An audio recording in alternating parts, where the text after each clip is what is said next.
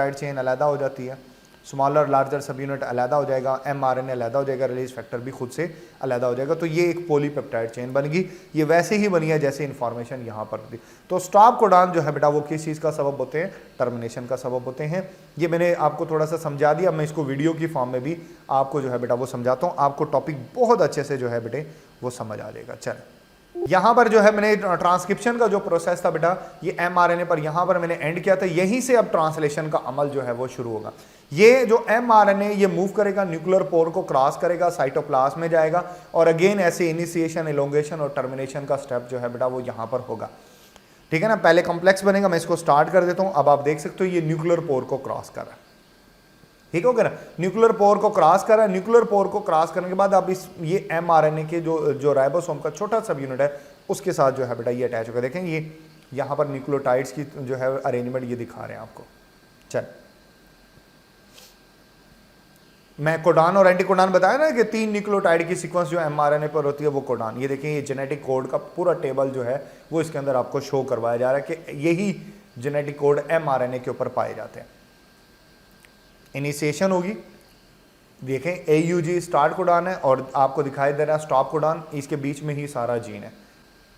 Smaller सब unit of ribosome इसके साथ अटैच हुआ, एक कोड इसका जाहिर हो जाता है AUG और ये ट्रांसफर RNA आ गया। इसके आप नीचे देख सकते हो कि इसके ऊपर एंटीकोडान अटैच है और इसके एक साइड के ऊपर अमीनो एसिड अटैच है, ये आकर इसके साथ अटैच हो जाएगा।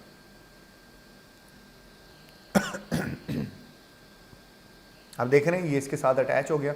अब ये कोड और एंटी कोड आप देख सकते हो, कोड और एंटी कोड जो है बेटा ये ट्रांसफर RNA के ऊपर दिखाई दे रहे हैं। कोड mRNA के ऊपर है और एंटी कोड जो है वो ट्रांसफर RNA के ऊपर है।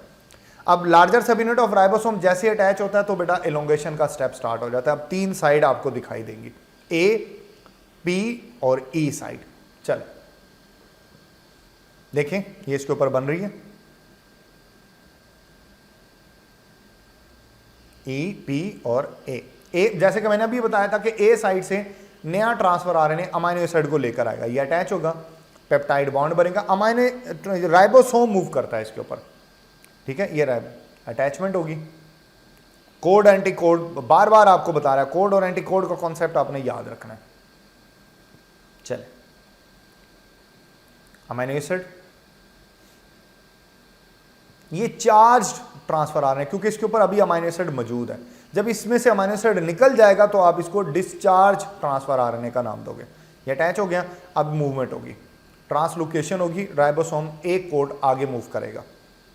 अब ई साइड से जो है डिस्चार्ज ट्रांसफर RNA बाहर निकल जाएगा। ये अनचार्ज बोल रहे हैं, डिस्चार्ज बोल रहे हैं। इसी तरह ये एलोंगेशन अब चलती रहेगी, एलोंगेशन चलती रहेगी, ये सारे यहां तक के स्टॉप कोडॉन आएगा। ये एलोंगेशन चल रही है,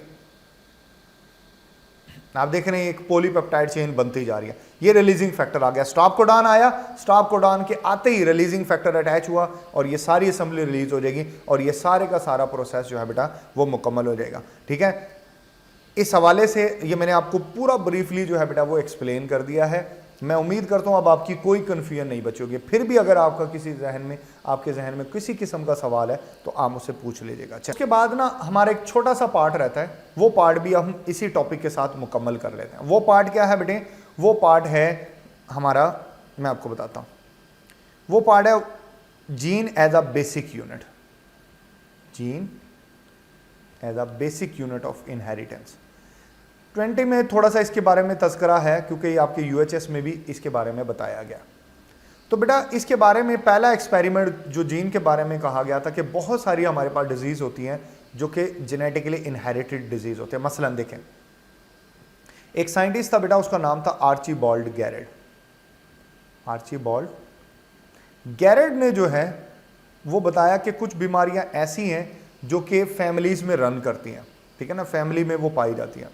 ठीक है, अब वालिद को होगी तो उसकी औलाद को, फिर औलाद को, इसी तरह सिलसिला चलता है। मसलन एक बीमारी का उसने तज़किरा किया, वो है एल्केप्टोनोरिया। इसमें क्या होता है? नॉर्मली जो है बेटा हमारे यूरिन में एक एसिड पैदा होता है, उसको कहते हैं होमोजेंटिसिक एसिड। ये एक एसिड पैदा होता है जिसे कहा जाता है होमोजेंटिसिक एसिड। ये जो होमोजेंटिसिक एसिड होता है ना, ये यूरिन में रिलीज होने से पहले ही ब्रेक हो जाता है। ओके, अब इसको होमोजेंटेसिक एसिड को जो है बेटा ये जो ब्रेक करता है वो एक एंजाइम ब्रेक करता है। ये जो प्रॉपर्टी है ना वो एक एंजाइम की प्रॉपर्टी है। ठीक हो गया। तो एंजाइम इसको ब्रेक कर देता है यूरिन में आने से पहले पहले, ठीक है ना। यूरिन बॉडी से जैसे बाहर निकलेगा ये पहले से ब्रेक हो चुका होगा, लेकिन जो जीन इस एंजाइम को प्रिपेयर करने के लिए इंफॉर्मेशन प्रोवाइड करता है उस जीन में बाज़-औक़ात होता है ऐसा कि म्यूटेशन हो जाती है, जिसकी वजह से वो एंजाइम प्रोड्यूस नहीं होता। वो एंजाइम प्रोड्यूस नहीं होता तो होमोजेंटेसिक एसिड ब्रेक नहीं होता। होमोजेंटेसिक एसिड जब ब्रेक नहीं होता तो यूरिन में भी ऐसे के ऐसे निकलता है। तो जब ये ऐसे के ऐसे निकलेगा तो ये ऑक्सीडाइज हो जाता है, जैसे एयर में आएगा ना बॉडी से बाहर आएगा ऑक्सीडाइज हो जाएगा और यूरिन का जो कलर है वो ब्लैक हो जाएगा। इस बीमारी को एल्केप्टोनूरिया कहता है। मतलब इसकी जो अल्टीमेट रीजन है ना बेसिकली वो जीन है, तो ये इनहेरिटेड डिजीज है, वालदैन से बच्चों में इसलिए जाती है म्यूटेशन की वजह से।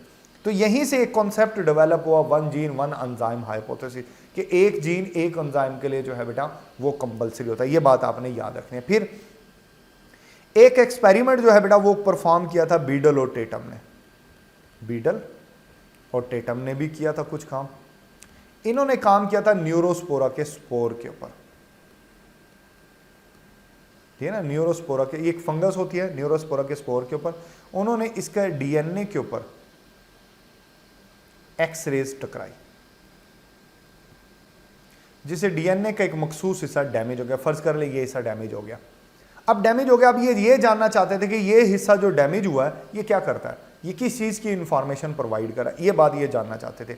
इस बात को जानने के लिए इन्होंने दो तरह के मीडिया बनाए। एक बनाया मैक्सिमल मीडिया,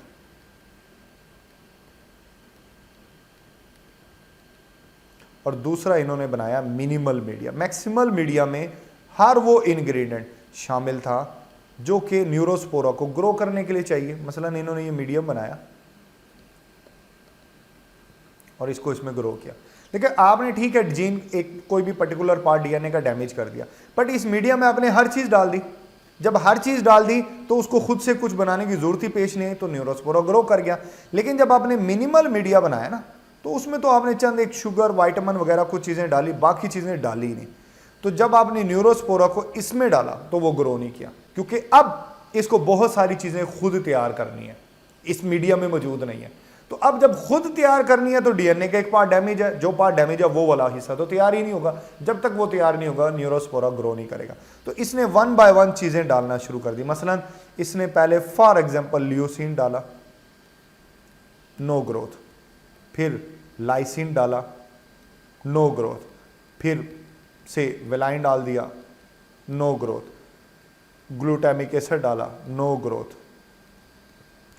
लेकिन जैसे ही इसने बेटे आर्जिनिन डाला, जैसे ही आर्जिनिन इसके अंदर पुट किया, ग्रोथ स्टार्ट होगी। इसका क्या मतलब, पता लग गया कि डीएनए का जो पार्ट उन्होंने डैमेज किया था वो आर्जिनिन के लिए कोड करता था, आर्जिनिन अमीनो एसिड के लिए। अब सिर्फ आर्जिनिन के लिए कोड करता था तो फिर यानी एक कोड में बेटे, एक कोड में भी फर्क आ जाता है ना, एक कोड में भी म्यूटेशन हो जाता है, एक कोड भी डैमेज हो जाता है, तो आगे की प्रोटीन ही नहीं बनती, तो इसलिए वो ग्रो ही नहीं कर रहा था। ठीक है, प्रॉब्लम सिर्फ आर्जिनिन का था। सिर्फ उस आर्जिनिन के ना होने से ही ये प्रॉब्लम, बहुत बड़ा प्रॉब्लम जो है ये बन जाता है, और वो पूरे का पूरा न्यूरोस्पोरा ही ग्रो नहीं करता। तो यहाँ से भी हमें पता चला कि डीएनए का एक पार्ट भी बहुत इंपॉर्टेंट पार्ट है, वो नहीं होता तो फिर पूरे का पूरे जानदार की ग्रोथ या कोई ना कोई पर्टिकुलर प्रॉब्लम उसमें क्रिएट हो सकता है। ये बीडल और टेटम का एक्सपेरिमेंट था। फिर आगे चल के हम थोड़ी सी जो है बेटा वो डिस्कशन कर लेते हैं about one gene one enzyme. अभी हमने पढ़ा कि जैसे वो एक एंजाइम था जो कि होमोजेंटिक एसिड को ब्रेक कर रहा था, उस जीन में म्यूटेशन हुई तो वो एंजाइम ने बनना बंद हो गया, और ये one gene one enzyme concept develop हुआ। फिर आया वन जीन वन पॉलीपेप्टाइड। असल में ना ये क्या कंसेप्ट है, देखो बेटा मोस्टली ऐसा होता है कि एक एंजाइम एक से ज्यादा पॉलीपेप्टाइड के ऊपर मुश्तमिल होता है। दोबारा बोलो, एक एंजाइम एक से ज्यादा पॉलीपेप्टाइड के ऊपर मुश्तमिल होता है, और एक जीन एक पॉलीपेप्टाइड के लिए कोड करता है। देखिए मैं आपको बताता हूं, देखिए ये आपकी बुक से डायग्राम ली गई है। आप ये देख रहे हो कि बेटा ये मुख्तलिफ एक चेन ऑफ रिएक्शन चल रहा है और बहुत सारे जीन इसको कंट्रोल कर रहे हैं। ग्लूटामेट को ऑर्निथीन में, ऑर्निथीन को सिट्रोलिन में, सिट्रोलिन को आर्जिनिनोसक्सिनेट में और आर्जिनिन में कन्वर्जन हो रही है। इसको जीन 1, जीन 2 और जीन 3, इसी तरह एंजाइम E, एंजाइम F और एंजाइम G को कंट्रोल करें। तो बेटा क्या होता है कि जब इस जीन में म्यूटेशन आती है, इस जीन में म्यूटेशन आती है, वो पिछले एक्सपेरिमेंट में, तो आप देख रहे हो ये एंजाइम वर्क नहीं करता, ये एंजाइम वर्क नहीं करता तो आर्जिनिन नहीं बनती। तो यहाँ से वो कंसेप्ट आपका बन जाता है 1 जीन 1 एंजाइम। ऐसे ही हुआ ना, वो आर्जिनिन नहीं बनी और प्रॉब्लम स्टार्ट हो गया। अब ये 1 जीन 1 पॉलीपेप्टाइड कॉन्सेप्ट कहाँ से आ गया? देखो बेटा, अभी जैसे मैंने कहा कि बेटे एक एंजाइम एक से ज्यादा पॉलीपेप्टाइड पर मुश्तमिल होता है। से एक एंजाइम है, वो 4 पॉलीपेप्टाइड का बना हुआ है, 1 2 3 और ये 4, चारों पॉलीपेप्टाइड इकट्ठी होती है तो एक एंजाइम बन जाता है। तो बेटा इनके लिए अलग अलग जीन है। इसके लिए जीन 1, जीन 2, जीन 3, जीन 4, अलग अलग जीन होंगे हर पॉलीपेप्टाइड के लिए। ये चारों जीन मिलकर इस एंजाइम को कोड कर रहे हैं। अब मसला ये होता है कि जीन तो एक पॉलीपेप्टाइड के लिए, अब अगर जीन 1 में म्यूटेशन होती है ना, जीन 1 में म्यूटेशन होती है तो बेटा ये फर्स्ट पॉलीपेप्टाइड नहीं बनेगी, ठीक है ना। तो ये 1 जीन 1 पॉलीपेप्टाइड हाइपोथेसिस हुई, बाकी पॉलीपेप्टाइड बनेंगी। लेकिन मसला यह कि बाकी पॉलीपेप्टाइड के बनने के बावजूद भी एंजाइम नहीं बनेगा, क्योंकि चारों चाहिए। तो इस वजह से ये कॉन्सेप्ट बन गया था कि 1 जीन 1 एंजाइम, कि एक भी जीन में म्यूटेशन हुई तो एंजाइम नहीं बनेगा। लेकिन बहरहाल डीपली अगर देखा जाए तो असल में तो एक पॉलीपेप्टाइड नहीं बनी, बाकी तो बनी थी। तो ये फिर यहां से ये कॉन्सेप्ट ये भी डेवलप हुआ कि ये बेसिकली 1 जीन 1 पॉलीपेप्टाइड हाइपोथेसिस। मेरा ख्याल है मेरी बात आपको बहुत अच्छे से समझ आ गई होगी। चले, चैप्टर हमारा मुकम्मल हो गया है। इसमें से कहीं पर भी आपकी कन्फ्यूजन है तो बेटा आप ज़रूर पूछेगा। इंशाल्लाह हम इसमें लाइव सेशन भी कंडक्ट करेंगे और आपके सारे क्वेश्चन के इंशाल्लाह मैं उसके आंसर भी करूँगा। Thank you.